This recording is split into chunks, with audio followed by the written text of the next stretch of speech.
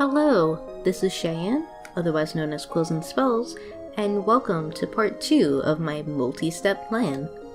This is the second video in this mini-series that I'm trying to do, where I just draw my character Regina a million times over, and then I talk over her, because I have a lot to say about this adorable child of mine. And god damn it, somebody has to listen to me. So, the last time I did this, I talked a little bit about Regina as a character, and a little bit of her origins, just very briefly. What she was originally intended to be. I also talked a bit about this AU that I'm trying to do with her, and I talked about that very briefly, so hopefully I'll get a little bit more time to really flesh that out. But before I start, if you're interested in Regina as a character, she's a part of my podcast. I talk about her like an original character, and I put her in these AUs, and I do a lot of the silly stuff people normally do with original characters. I find a lot of value and merit in doing these AUs, but also if you want to see her in something that's a little bit more original, I have a Dungeons & Dragons podcast called Tales of Familial Eternity. Links in the description. Regina shows up. She's in a few of the latest episodes, I believe. I don't know. I don't edit the videos. They go up into the ether. But, she's in the podcast. Link in the description. She's a little bit different than how she is here. Mostly because she's a queen in my Dungeons & Dragons podcast, but if you want to find out more details about that, you're just gonna have to do the hard work and listen to it. I promise it's a lot of fun. It's Dungeons & Dragons. You know what you're getting into when you listen to Dungeons & Dragons podcasts. But yeah, so that's where she is currently residing in original content land, but for magical AU time, she is here in this other podcast called The Adventure Zone. And this, I mentioned last time, was an idea that my friend Deb, did I name drop her before? I don't know if I did, but she roleplays as Taco on Tumblr, and Taco and Regina have interacted, and they have this really cute family dynamic, so we decided to bring Regina into his original work, just so we can keep seeing this really fun family dynamic. And at this point in the AU, Regina has essentially been raised by Taco for a good number of years now. The thing that happened last time with her being 7, forget about it. Nobody remembers. As far as Taco's aware, he's just always had this 7-year-old child, and she's grown up a little bit. She's no longer 7. She's 14, 15. Honestly, it really doesn't matter, because Regina has been cursed with this uncurable case of baby face. So she'll always look this adorable no matter what.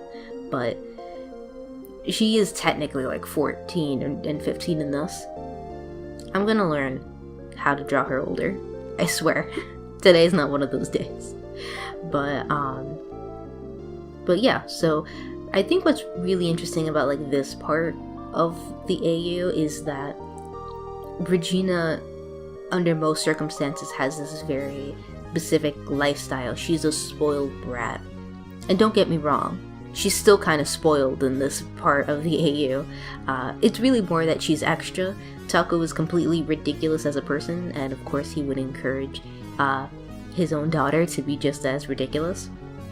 So you don't lose that kind of personality trait, but she, under normal circumstances, just is a lot more spoiled than she is now.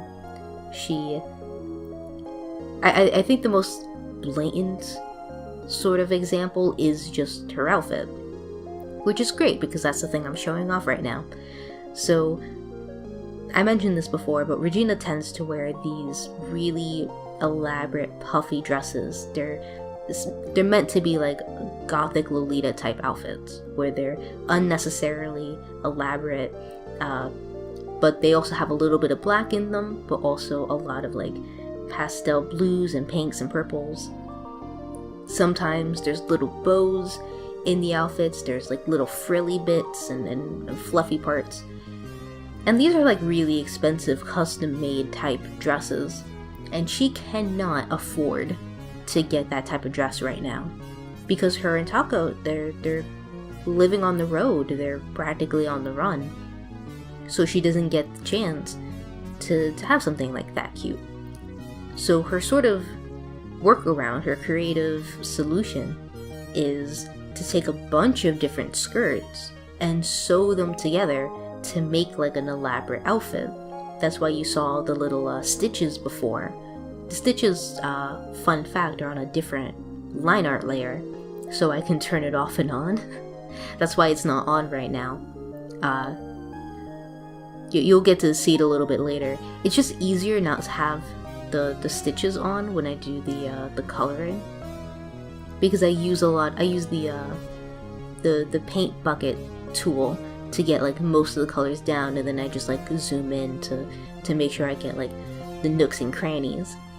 And it's really difficult to do that when you have like the stitches, because then there's like a lot more room for error. You're gonna have to like go in and really color over the stitches. So I don't even bother. So that's why like that layer is off right now, but it still exists. I didn't just like delete it and throw it away into the ether. But getting back to the whole outfit thing, like here, like she doesn't even get like a good black long sleeve shirt. Like she can't afford it, so she has like this beige kind of almost gross type of color. And then you see here that you have these are still like cute and fun colors, but they're not nearly as pastel as she normally goes for. They're a little bit darker, and they're kind of muted colors a bit. And she even does this with the socks, where like she has a couple of different socks that she managed to find, and she wears all of them. A part of it is in trying to recreate this outfit that she doesn't have, but the other part of it is just that like that's the sort of mindset people who don't have that much money tend to have, where they just kind of you hoard stuff. You just have things just to have them, and it's that type of not used to having much of anything type of mindset. And Regina has a little bit of that, which is strange because she doesn't, under normal circumstances, have that mentality, but she does so here.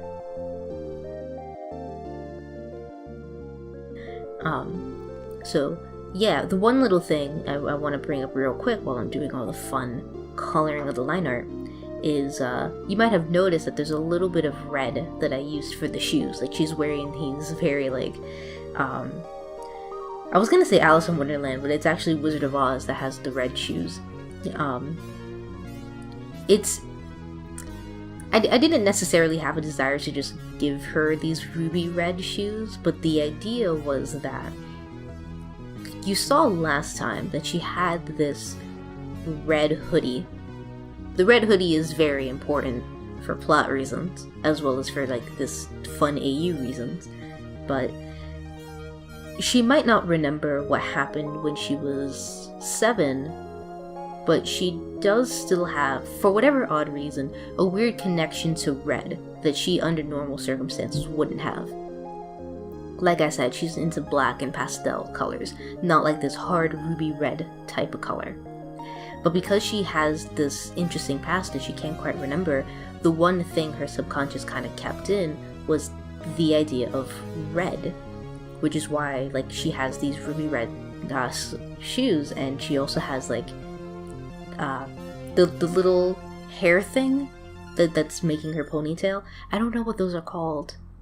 I know that like everybody has a different name for those. I don't know what it's supposed to be called, but that's red too.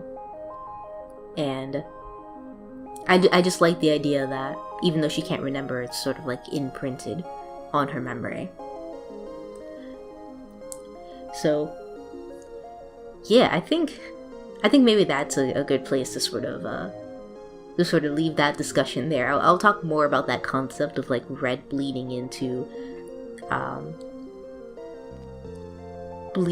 all of these sort of outfit designs a little bit later.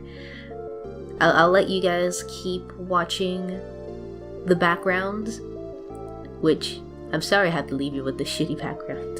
I'm not very good at those, and that's not really the point of this anyway. But I hope you enjoy the rest of the video, and I hope to see you around next time for part 3. Bye guys!